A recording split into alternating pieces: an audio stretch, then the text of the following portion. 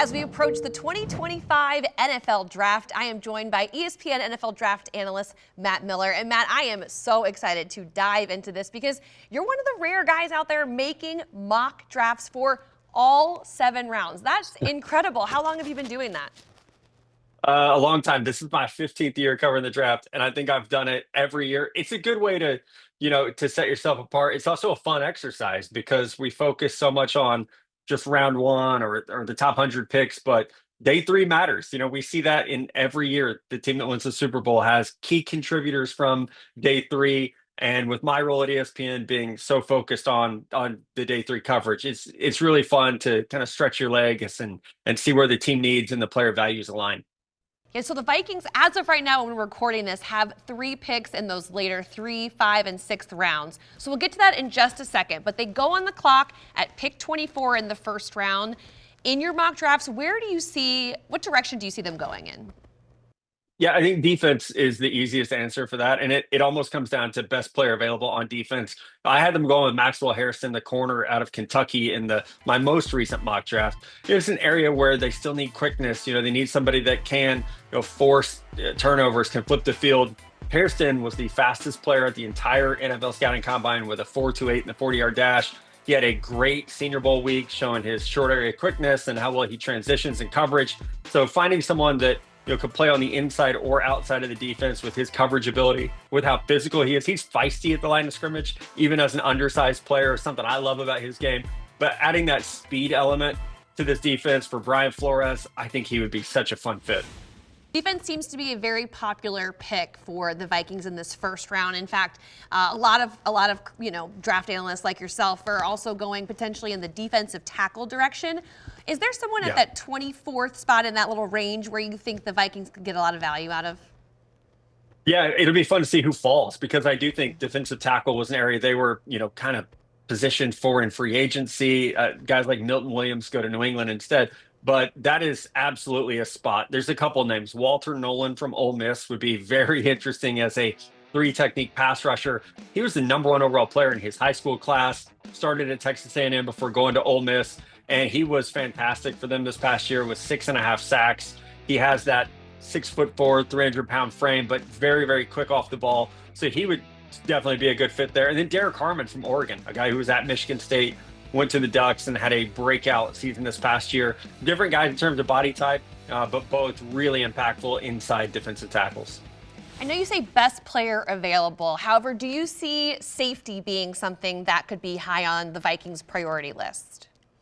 Yeah, I definitely do. And we've seen the Vikings use early picks on the safety position before. So it's absolutely an area where in this day and age of the NFL, safeties are so valuable, especially if you can get one like a Kyle Hamilton or like a Derwin James. And I think with this year, we have Nick Emmanwori from South Carolina who fits that mold at 6'3", 220 pounds. He ran a 4.3 in the 40-yard dash, but he had 4 picks last year as a true junior. So he is really an impactful playmaker who's still an ascending guy. He's still getting better. He's still very, very young. So if he happened to be there at 24, and I'm not certain that he will be, he would definitely be someone I would be interested in. All right, so let's dive into the later rounds. Obviously, the Vikings, as of right now, do not pick again until that 3rd round. Knowing their needs and the value of positions at that point in time, where can they find the best pick as far as a position group? I was ready to go running back, and then Jordan Mason got traded there. So Jordan Mason's going to take a big part of that role that I had carved out. But I still think the interior of the offensive line is an area where you can get great value in the 3rd round of this draft. Players like Tate Ratledge from Georgia could be available. Jalen Rivers, a guard from Miami.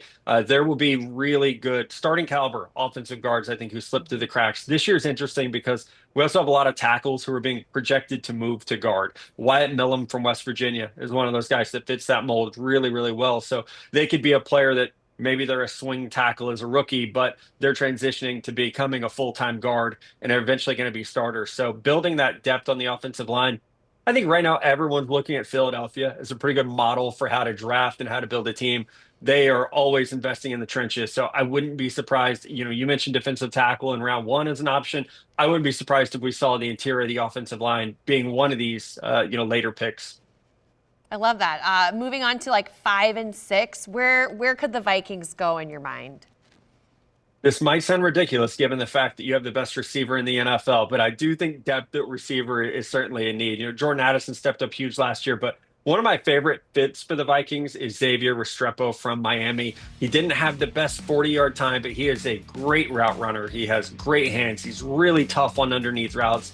When you have Justin and Jordan drawing attention, such a great tight end, and TJ Hawkinson as well, having a slot receiver who can make plays and pick up some of those tough yards would be incredibly valuable in this offense. Restrepo was a target I had for the Vikings later in the draft. And again, the scheme fit for him is too good to pass up. Well, finally, let me round this out a little bit. This draft, I've heard it being called a meat and potatoes draft. How would you classify the strengths of the 2025 NFL draft class?